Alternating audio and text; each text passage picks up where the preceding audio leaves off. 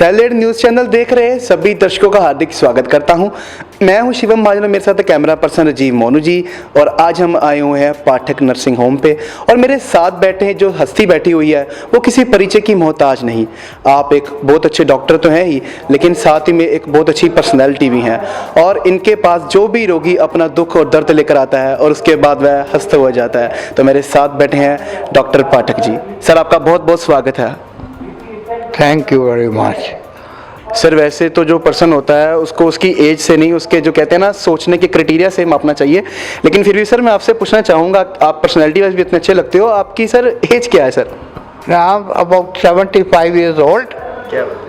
और अब मैं बुढ़ापे की दलीज पे पहुंच चुका हूं। इसके ऊपर मैं आपको एक छोटा सा टेकचंद मलिक का शेर सुनाता हूं। कल जो हम आईने में रुख की झुरियां देखा किए, कारवाने उम्र रफ्ता के निशान देखा किए। तो ये कारवाने उम्र रफ्ता के निशान अब शुरू हो गए हैं और ये मिटेंगे नहीं, आगे बढ़ते ही जाएंगे। क्या सर, हमें बताना चाहेंगे कि आपने जो इस प्रोफेशन को, इतने अच्छे प्रोफेशन को चुना, उसके पीछे की क्या कहानी थी और आपको कितनी देर हो गई इस प्रोफेशन को जो लोगों को अपनी सर्विसेज देते हुए? असल में मेरे जो फादर थे वो बहुत मशहूर, बहुत लायक डॉक्टर थे। आई और ईएनटी के हेड से दयानंद हॉस्पिटल में जी। उनका नाम था डॉक्टर के.एल. पाठक। सो बचपन से ही मैं उनको देखता था, आंखों के ऑपरेशन करते, गलों के ऑपरेशन करते, जिसके साथ मेरे दिल में भी एक ख्वाहिश होती थी कि मैं भी एक दिन ऐसे करूं और मरीज़ों को जो दुख और दर्द के साथ आते हैं हंसी खुशी अपने घर जाएं और बाकी की ज़िंदगी भी इत्मीनान से जिएं। मैं उनको काम करते देखता था और कभी कभी घबरा भी जाता था कि इतना काम करना पड़ता है, ज़िंदगी में इतना कुछ त्यागना पड़ता है। खैर, मेरी सारी जो ख्वाहिशें थीं उनको एक तरफ रख के मैंने ये प्रोफेशन चुना है। और 64 में मैंने MBBS ज्वाइन की, 68 में CMC से पास की और 69 से मैं इस प्रोफेशन के साथ जुड़ा हुआ हूँ। 50 साल से ऊपर का मेरा एक्सपीरियंस है। क्या बात है सर, मैं आपसे पूछना चाहूँगा कि आपको इतना एक्सपीरियंस है कि आप जो अपनी सर्विस से इतनी देर से लोगों को दे रहे हो। सर, मैं आपसे पूछना चाहूँगा कि जो मोस्टली पेशेंट्स आपके पास आते हैं वो किस बेस पर आते हैं, कि उनको क्या तकलीफ़ होती है या क्या वो चीज़ें झेलते हैं जो लोगों को पता होनी चाहिए, लेकिन वो कुछ कहते हैं ना अवेयरनेस की कमी होती है या हम खुद अपनी संभाल नहीं कर पाते, तो लोगों को आपके पास आना पड़ता है। ऐसे कौन से पेशेंट्स आते हैं मोस्टली आपके पास? मेरे पास ज़्यादातर वो लोग आते हैं जिनको ज़िंदगी का पता ही नहीं होता। उनकी आदतें थोड़ी ख़राब होती हैं और जो गलत रास्ते पे पड़े होते हैं। मैं कैंसर इंस्टीट्यूट में भी था, टाटा में, वहाँ पे भी ऐसे लोग बहुत आते थे। और आजकल मैं देख रहा हूँ ये ट्रेंड अभी तक चल रहा है जी। इन लोगों को एजुकेट करना होगा, इनको बताना होगा कि किस किस चीज़ों के क्या क्या साइड इफ़ेक्ट हो सकते हैं और किन चीज़ों को छोड़ना चाहिए। सबसे बड़ी चीज़ है स्कूल में ही हमें शुरू करना चाहिए कि किसी भी चीज़ के आदी नहीं होने चाहिए। You should not be addicted to anything. और इसमें सबसे ज़्यादा ख़राब एडिक्शन है तंबाकू पीना या खाना। ये जानलेवा साबित होता है। अगर जानलेवा भी ना हो, इससे बाकी की और प्रॉब्लम्स बहुत आती हैं। इस चीज़ के लिए इनको अवेयरनेस कराना बहुत ज़रूरी है। इनको कन्विंस करना है कि ये चीज़ों में इतना खतरा है, आप अपनी ज़िंदगी ख़राब कर रहे हो और आपके मरने के बाद आपके बच्चों का, आपकी बीवी का क्या हाल होगा।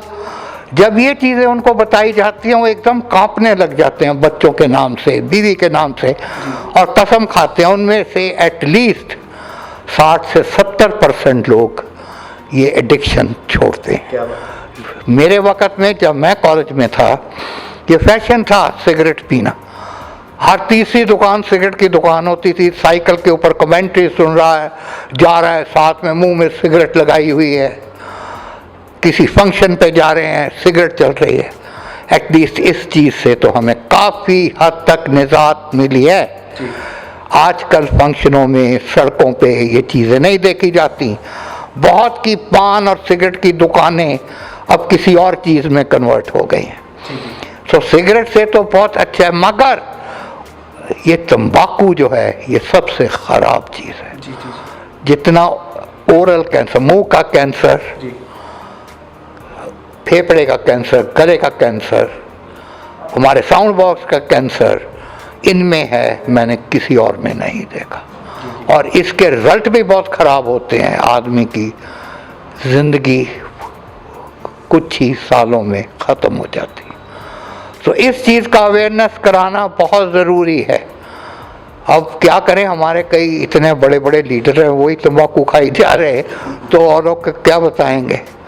सो इसलिए मैं ये कह रहा हूँ, हर चीज़ जो करनी है पहले आप छोड़ो और उसके बाद इसकी अवेयरनेस होनी चाहिए। Very nice, very nice. Sir, you are an experienced most and senior most doctor. Sir, can you say something words on the corona and the people who are suffering from it? How can they recover or aware from the corona? देखो, corona की सबसे बड़ी चीज़ है, ये viral infection है। इसका कोई direct इलाज नहीं है। और जो लोग को पहले कुछ बीमारी होती है उसमें ये ज़्यादा होती है और ज़्यादा जल्दी से फैलती है। सबसे बड़ा इलाज इसका प्रिवेंशन है। Prevention is always better than cure. Mask लगाना और डिस्टेंसिंग करना 2 से 3 गज की सबसे ज़रूरी बात है। इवन वैक्सीनेशन के बाद भी इसको मेंटेन करना चाहिए। एक बार कोरोना का ये कम हो गया, ये अपने आप अपनी मौत मर जाएगा। और दूसरी चीज़ है, हमें डाइट अच्छी होनी चाहिए, हाई प्रोटीन डाइट होनी चाहिए। जो बाकी डाइट सप्लीमेंट्स हैं, अलग से लेने का कोई साइंटिफिक प्रूफ नहीं है। डाइट अच्छी हो, डाइट पूरी हो, तो और कोई चीज़ खाने की ज़रूरत नहीं।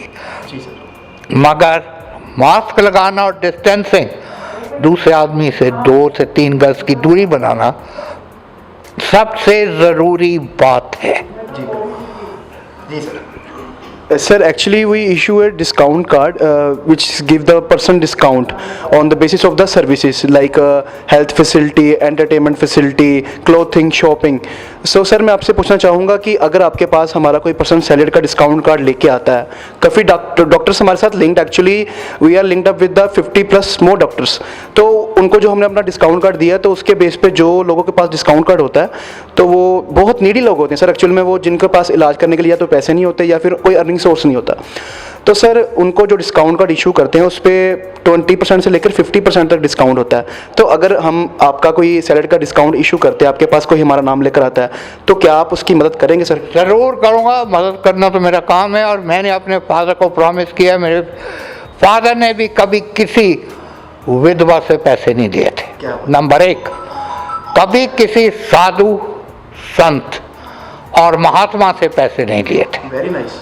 ठीक है।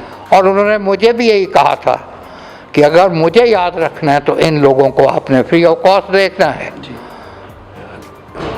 मैंने ये अभी तक मेंटेन किया। बाकी जो गरीब आदमी है, मैं तो उनसे कभी पैसे लेता भी नहीं हूँ, नॉर्मली नहीं लेता हूँ। आप कहोगे उसमें 20% डिस्काउंट कर देंगे। जी, नाइस सर। हाँ, अगर बहुत ही पूरे, मैं तो उनसे कंसल्टेशन के तो पैसे ही नहीं देते।